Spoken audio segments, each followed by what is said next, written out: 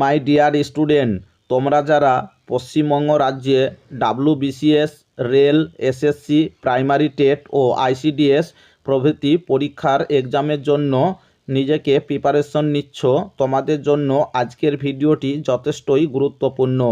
আজকের ভিডিওতে আমরা 2025 সালের পশ্চিমবঙ্গের ভূগোল সম্পর্কে জেনে নেওয়ার চেষ্টা করব।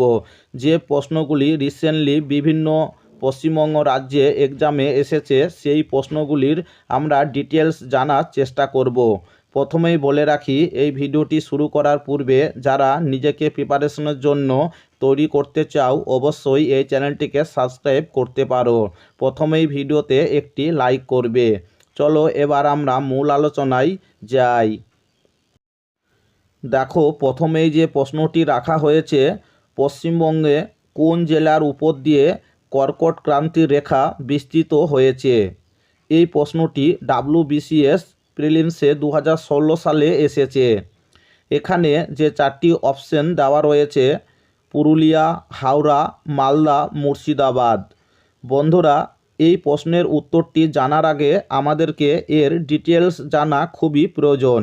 চলুন আগে আমরা একটু কিছু ডিটেলস জানার চেষ্টা করি। দেখুন, পশ্চিমবঙ্গের 5টি জেলার ওপর দিয়ে কর্কট ক্রান্তি রেখা টানা হয়েছে, যথা নদিয়া, পূর্ব বর্ধমান, পশ্চিম বর্ধমান, বাঁকুড়া ও পুরুলিয়া। বন্ধুরা, এখানে আরেকটি গুরুত্বপূর্ণ প্রশ্নের উত্তর মনে রাখবেন যে পশ্চিমবঙ্গের সংকীর্ণতম অংশ হলো উত্তর দিনাজপুরের চপড়া। এই অঞ্চলটি মাত্র 9 কিমি প্রশস্ত রয়েছে এবং পশ্চিমবঙ্গের আয়তন হচ্ছে হাঙ্গেরীয় রাষ্ট্রের সমান।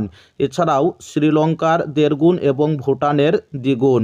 তো বন্ধুরা, আমাদেরকে জানতে চাওয়া হয়েছিল যে পশ্চিমবঙ্গের কোন জেলার উপর দিয়ে কর্কট ক্রান্তি রেখা বিস্তৃত হয়েছে।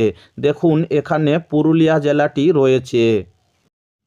তাই বুঝতেই পারছেন সঠিক উত্তরটি হচ্ছে অপশন এ, পুরুলিয়া জেলার উপর দিয়ে কর্কট ক্রান্তি রেখা বিস্তৃত রয়েছে। 2 নম্বর প্রশ্নটি দেখুন, নিম্নলিখিত কোনটি পশ্চিমবঙ্গের প্রশাসনিক বিভাগের নাম নয়? বন্ধুরা, এখানে 4টি অপশন দেওয়া রয়েছে, মালদা, কলকাতা, বর্ধমান, জলপাইগুড়ি। একটি গুরুত্বপূর্ণ বিষয় হচ্ছে যে পশ্চিমবঙ্গের প্রশাসনিক বিভাগ বর্তমানে কিন্তু 5টি রয়েছে, আগে ছিল 3টি। চলুন আমরা এক পলকে এর ডিটেলস জেনে নেওয়ার চেষ্টা করি। দেখুন, পশ্চিমবঙ্গে বর্তমান 5টি প্রশাসনিক বিবরণ। 1947 সালে 3টি প্রশাসনিক বিভাগ ছিল, যথা প্রেসিডেন্সি বিভাগ, বর্ধমান বিভাগ এবং জলপাইগুড়ি বিভাগ।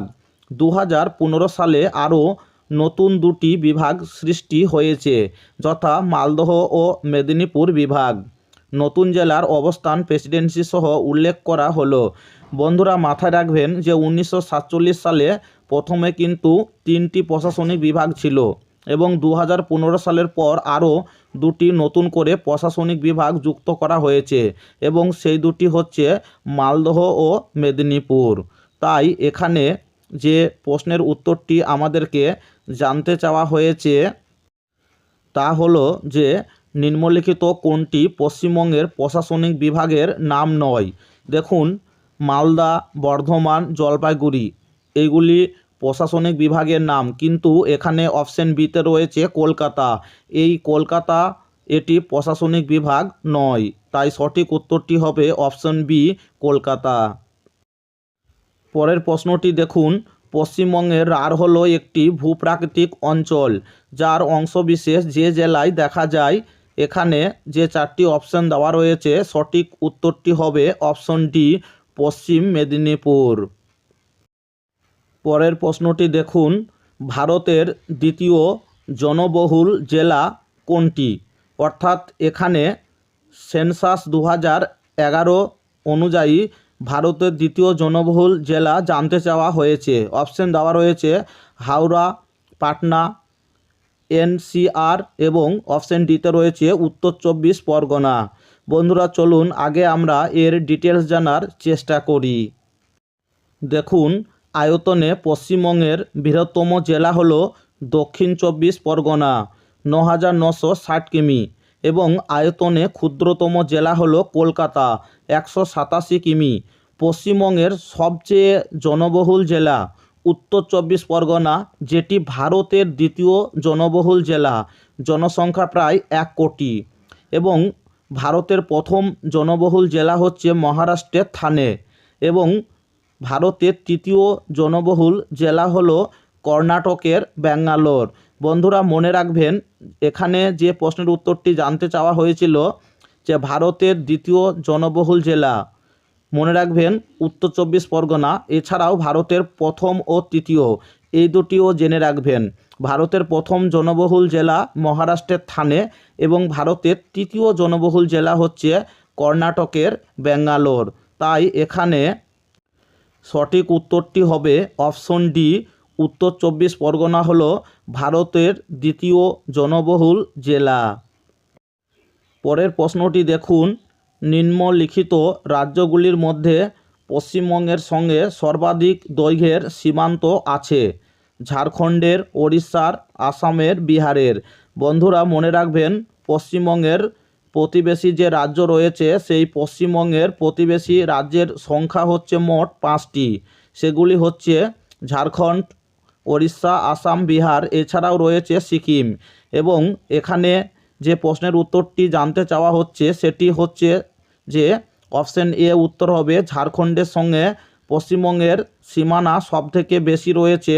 এবং মনে রাখবেন বন্ধুরা, সিকিমের সঙ্গে পশ্চিমবঙ্গের সর্বাধিক সীমানা সবথেকে কম রয়েছে। পরের প্রশ্নটি দেখুন, পশ্চিমবঙ্গ কত সালে গঠিত হয়?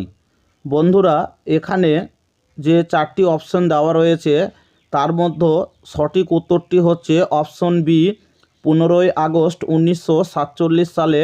ভারতবর্ষ স্বাধীনতা পাওয়ার সাথে সাথেই পশ্চিমবঙ্গ রাজ্যটি গঠিত হয়। চলুন আমরা একবার ডিটেলস জেনে নেওয়ার চেষ্টা করি।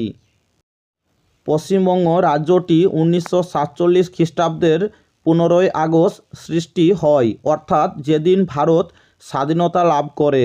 পরাধীন ভারতের বঙ্গদেশ ভেঙে পশ্চিমবঙ্গ রাজ্যটি সৃষ্টি হয়, সেটি বর্তমানে ভারত রাষ্ট্রের একটি অঙ্গরাজ্য। পরের প্রশ্নটি দেখুন, পশ্চিমবঙ্গের রাজধানীর অবস্থান হলো, তো এখানে যে 4টি অপশন দেওয়া রয়েছে মনে রাখবেন, পশ্চিমবঙ্গের রাজধানীর অবস্থান হলো অপশন এ হবে সঠিক উত্তর, নিরক্ষরেখার নিকট। পরের প্রশ্নটি দেখো, পশ্চিমবঙ্গের আন্তর্জাতিক সীমানা আছে?